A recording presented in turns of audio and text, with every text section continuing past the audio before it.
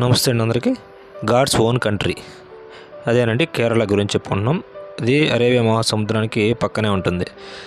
అసలు కేరళలో వచ్చిన వరదల గురించి తెలుసుకున్నప్పుడు అసలు కేరళలో వరదలు ఏ ప్రాంతంలో వచ్చినాయంటే వయనాడ్ జిల్లా. ఇది కేరళ రాష్ట్రంలో ఈశాన్య ప్రాంతంలో ఉంది. ఇది 12వ జిల్లాగా కోజికడ్ కర్నూలు జిల్లా నుంచి కొంత భాగం విభజించడం ద్వారా ఈ జిల్లా ఏర్పడింది. 1980లో ఏర్పడింది. అయితే ఈ ప్రాంతం ఇప్పుడు దాదాపుగా వరదలతో అతలాకుతలం అయిపోతుంది. ఈ ప్రాంతంలో ఎక్కువగా బాగా పర్యాటకంగా ప్రసిద్ధి చెందింది. క్యాంపింగ్ మరియు ట్రెక్కింగ్ ట్రయల్స్, ఇక్కడ గుహలు, పక్షుల ప్రదేశాలు, జలపాతాలు, అద్భుతమైన వృక్షజాలాలు బాగా ప్రసిద్ధి చెందిన పర్యాటక కేంద్రంగా ప్రసిద్ధి చెందినటువంటి ప్రాంతం ఇది.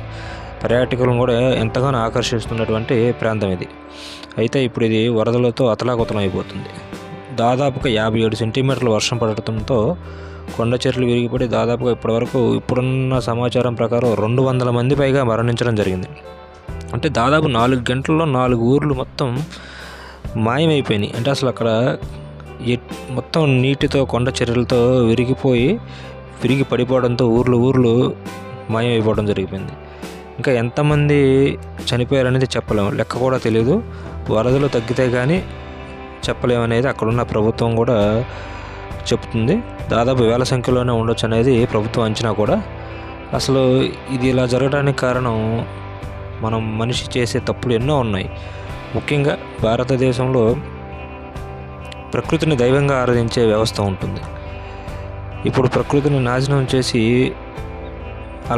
ప్రకృతిని నాశనం చేస్తూ, పొల్యూట్ చేస్తూ, చెట్లను కొండలను తొలగిస్తూ, ఆక్రమించుకుంటూ ప్రకృతి వినాశనానికి కారకులం అవుతున్నాం అనే దాంట్లో ఏమాత్రం అతిశయోక్తి లేదు. మీకు అర్థమై ఉంటుంది. ఇప్పుడు ఈ వరదలో చిక్కుకున్న ప్రాంతం అంతా కూడా దాదాపుగా అక్రమ ఆక్రమణల ద్వారా స్థిర నివాసం చేసుకుని ఉన్నవారు ఎక్కువ, ఎటువంటి అనుమతులు లేకుండా ఎక్కువగా అక్కడ ప్రజలు నివసించడం జరుగుతుంది. దీనిని అక్కడ ప్రభుత్వాలు కూడా ఏమాత్రం భంగం కలిగించకుండా చూడనట్లు వదిలేయడం కారణం ఓట్ బ్యాంక్ రాజకీయం. ఇది అందరికీ తెలిసిందే. సరైన ప్రభుత్వం, మంచి రాజకీయ నాయకుడు లేకపోయినా ఎంత ప్రమాదమో అనేది దీని ద్వారా మనం ఇలాగే 2018లో కూడా పెద్ద ఎత్తున వరదలు రావడం జరిగింది. అప్పుడు కూడా దాదాపుగా 500 మంది వరకు చనిపోవడం జరుగుతుంది.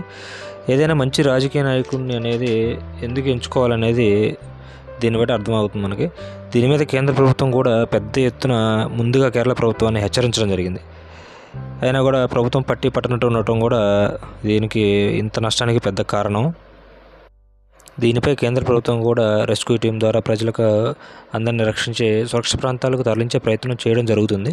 ఈ వరదల్లో ప్రాణం పోయిన బాధితులకు ఒక్కొక్కరికి నష్టపరిహారం కూడా ప్రకటించడం జరిగింది కేంద్రం. అలాగే గాయాలు పాలైన వారికి హాస్పిటల్ ఖర్చు నిమిత్తం ఒక 50,000 రూపాయల వరకు సహాయం అందిస్తున్నట్లు తెలుస్తుంది. ఏది ఏమైనా ప్రకృతితో చెలగాటం ఆడితే ఆ ప్రకృతి కోపానికి అతలాకుతలం అయిపోతాం అనేది సత్యం. అడవులను, కొండలను రక్షించుకుందాం. ప్రకృతి కోపం నుండి విముక్తి పొందాం.